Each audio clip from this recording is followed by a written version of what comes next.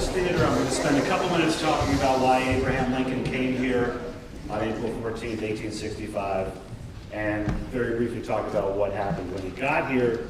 But to do that, we have to sort of back up to understand what was happening in Washington. So when Abraham Lincoln was elected president, one of the things that everybody knew that he was going to do was going to be to stop the spread of slavery into new territories, which would become new states. So 11 southern states that had slavery decided to quit being in America and start their own country. Does anyone know what that country was going to be called? Anybody? Thank you. The Confederate States of America. 4 states that had slavery decided not to join the Confederacy, but they at any moment could have. They were called border states. So if you were living in Washington during the Civil War, during those 4 years, it was a very scary, uncertain place to be because this was the front line of the Civil War. The state of Maryland, which had slavery but decided not to join the Confederacy, was not really a big fan of Abraham Lincoln. If you go outside the front door of Ford's Theater and you turn left, about 2 miles away is the state of Virginia. Was Virginia a Union state or a Confederate state? Confederate state, very important Confederate state because the capital of the Confederacy was in Richmond, Virginia.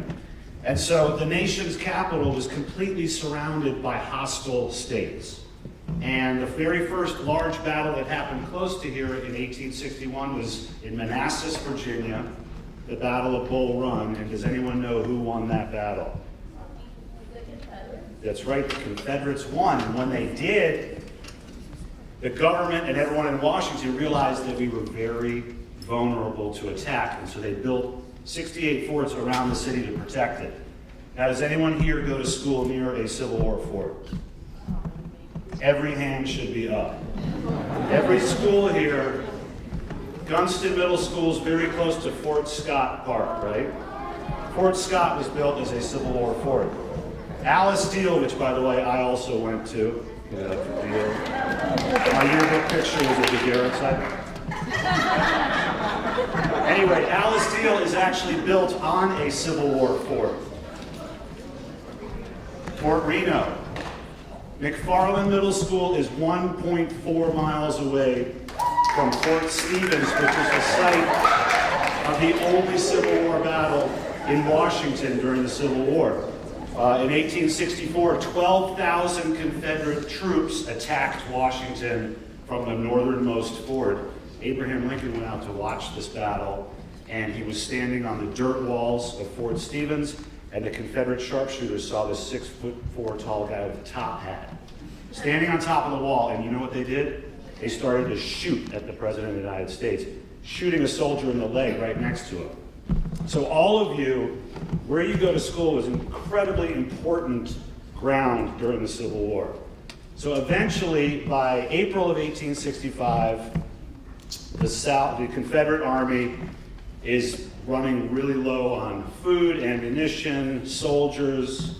It's kind of like if they were playing Fortnite, they'd need some Chug Jug. And working hard to it. Anyway, by April of 1865, this guy named Robert E. Lee, who's the main Confederate general, surrenders. That's on April 9th. When that happens, all of Washington breaks into this huge celebration. People are out having parades, and they're singing, and they're lighting candles and putting them in all the windows of the buildings downtown. Abraham Lincoln, to be part of this sense of celebration and happiness, decides to come to Ford's Theater to see a play, because he loved going to the theater. That was on April 14th, 5 days after the surrender of Robert E. Lee's army of Northern Virginia. Well, there were certain people who hated Abraham Lincoln and wanted the Confederacy to win. Does anyone know who one of these people might have been? John Wilkes Booth, the famous actor from Baltimore, Maryland, hated Abraham Lincoln. John Wilkes Booth was a racist. John Wilkes Booth wanted the Confederacy to continue as a separate country, to have their own system of slavery. So he came up with this plan to first kidnap President Lincoln and trade him for Confederate prisoners.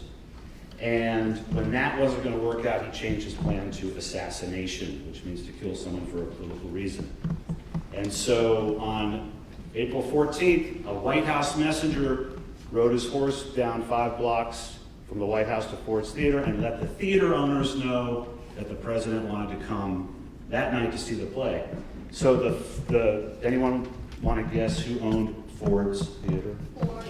Very good. The Fords spent all day decorating this box right here to make it look presidential, and they put flags up.